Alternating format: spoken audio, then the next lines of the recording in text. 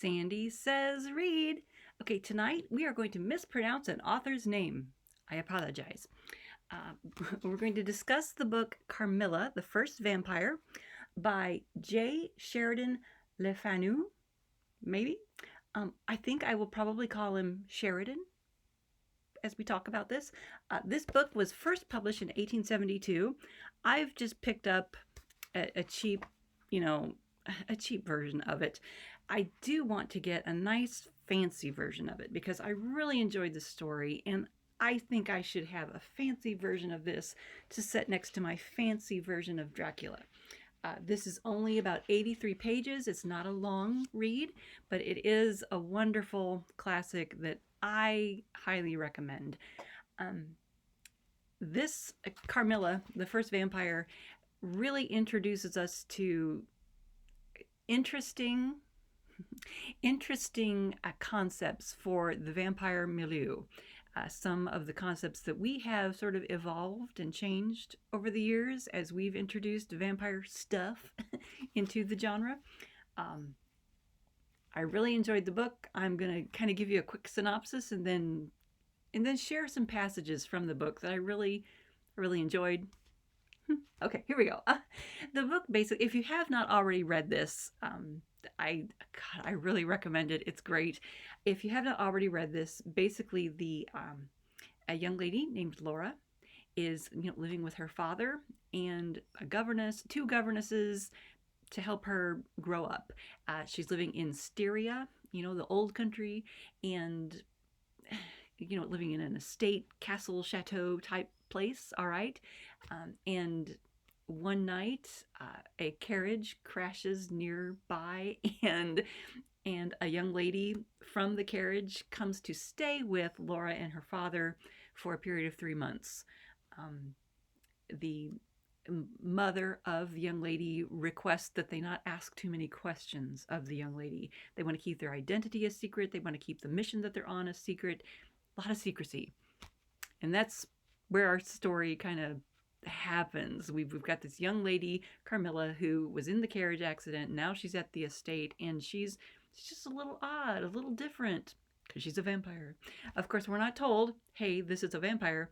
We get introduced to the idea, like a clue at a time, right? The young lady telling the story, or who has written this down, Laura, she actually started her life with a weird experience that could have been vampiric, right?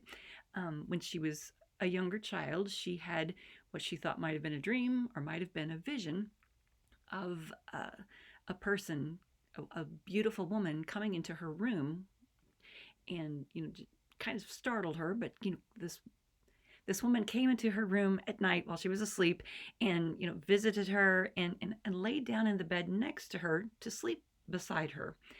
And at some point, Laura screamed. She let out a scream, and it brought people running into the room. The visitor disappeared, and one of the people who came into the room, one of the nursemaids or someone, commented that there was an indentation in the mattress alongside Laura, and the indentation was warm.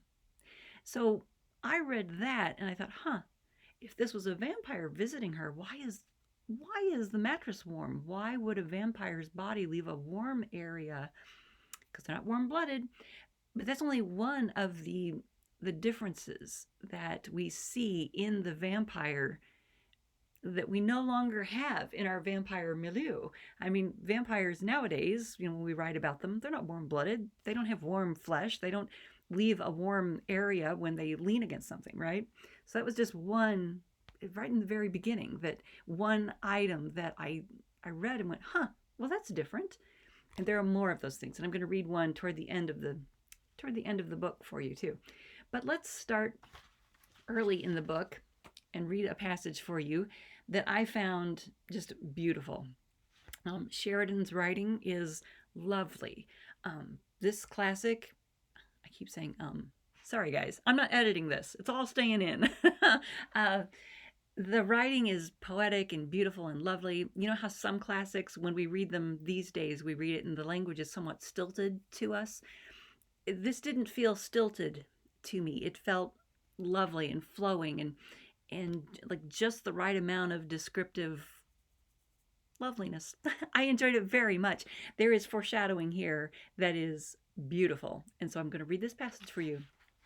Um, let's see. Mademoiselle de La Fontaine, in right of her father, who was a German, assumed to be psychological, metaphysical, and something of a mystic, now declared that when the moon shone with a light so intense it was well known that it indicated a special spiritual activity. The effect of the full moon in such a state of brilliancy was manifold. It acted on dreams, it acted on lunacy, it acted on nervous people, it had marvelous physical influences connected with life. Mademoiselle related that her cousin, who was a mate of a merchant ship, having taken a nap on deck on such a night, lying on his back with his face full in the light of the moon, had wakened, after a dream of an old woman clawing him by the cheek, with his features horribly drawn to one side, and his countenance had never quite recovered its equilibrium. The moon this night, she said, is full of idyllic and magnetic influence, and see, when you look behind you at the front of the Schloss, how all its windows flash and twinkle with that silvery splendor, as if unseen hands had lighted up the rooms to receive fairy guests. This is perfect foreshadowing. I mean, it's brilliant, because right after this, we get a fairy guest, or at least a vampire guest. All right, what do I have next for you? Okay, some of the vampire snippets or the mythos of the vampire starts to come into play once Carmilla has arrived. We're seeing aspects of her personality that are kind of vampiric. For example, she disappears for periods of time. She doesn't get up in the morning. She doesn't come down to have lunch or to visit with anyone until like well past noon, 2 and 3 o'clock in the afternoon. And she does kind of odd things. And in this one passage here, I think we're starting to see the seductive nature of the vampire, the vampiric trance that they can use. She is not giving up information to her hosts, and that is a concern to Laura a bit, and that's what is being discussed sort of kind of in this passage. She used to place her pretty arms about my neck, draw me to her, and laying her cheek to mine, murmur with her lips near my ear, "Dearest, your little heart is wounded. Think me not cruel because I obey the irresistible law of my strength and weakness. If your dear heart is wounded, my wild heart bleeds with yours. In the rapture of my enormous humiliation, I live in your warm life, and you shall die sweetly die, into mine. I cannot help it. As I draw near to you, you, in your turn, will draw near to others, and learn the rapture of that cruelty, which yet is love. So, for a while, seek to know no more of me and mine, but trust me with all your loving spirit." From these foolish embraces, which were not very frequent occurrence, I must allow, I used to wish to extricate myself, but my energies seemed to fail me. Her murmured words sounded like a lullaby in my ear, and soothed my resistance into a trance, from which I only seemed to recover myself when she withdrew her arms. So this is the vampire trance that we're being introduced to there. I'm pretty sure. Okay. The story, it takes a while for them to figure out that Carmilla is not quite who she seems to be.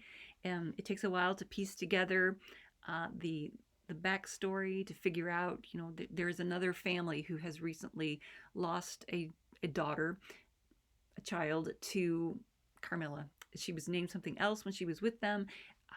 That gentleman, he's the general, when he meets up with Laura and her father and starts describing what has happened, the general and Laura's father decide we got to do something about this, and they go to Carmilla's tomb. And Carmilla's tomb is where she goes each night. When she goes to sleep in her tomb. And so that's where they find her. And in fact, when they find her, she is sleeping with her eyes open. She's got her eyes open in her tomb. And that's not something I don't think I've ever read that in any of the vampire stories that I've read. I don't think I've heard of that. It seems like, you open the coffin, and then if you wake the vampire up, the eyes will open. I don't think I've ever heard of them already being, looking at you. That took me by surprise. I was intrigued by that. That was cool. So I'm going to read to you what they found, the general and her father, when they got to the tomb. All right. The general and my father recognized each his perfidious and beautiful guest in the face now disclosed to view. The features, though 150 years had passed since her funeral, were tinted with the warmth of life. Her eyes were open. No cadaverous smell exhaled from the coffin.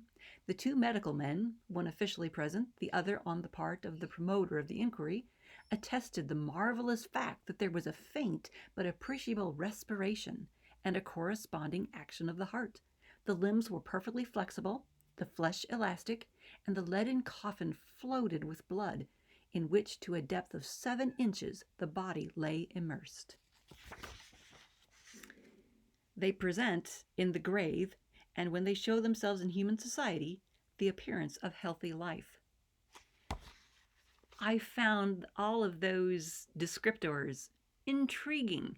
I mean, they open up the coffin and there's respiration, there's a heartbeat, the skin is elastic, the limbs are flexible.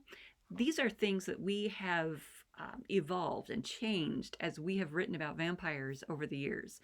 I mean, vampires have like hard flesh. They're stone cold. At least the vampires we write about, the vampires we know. we know. It's just different, and I found that intriguing. I loved it. It was a great story. It's a good tale. I highly recommend it. Yeah, look there, y'all can see it. Okay, I highly recommend it. I wish that everyone could read this and chat about it with me in the comment field below. The reason I wanted to bring Carmilla to you all right away is because I need to do some promotion of my own vampire story. My Fairy Valentine is available now, and I've got to do some marketing before Valentine's Day is gone. I have a free short story that I've written. What did I name that thing? Nuts About Valentine's Day? Something about that. I'll put it in the description box below. You think I would know this? I wrote it. But it's like a sweet short story for Valentine's Day. One of those sweet romances. Makes you go, ah.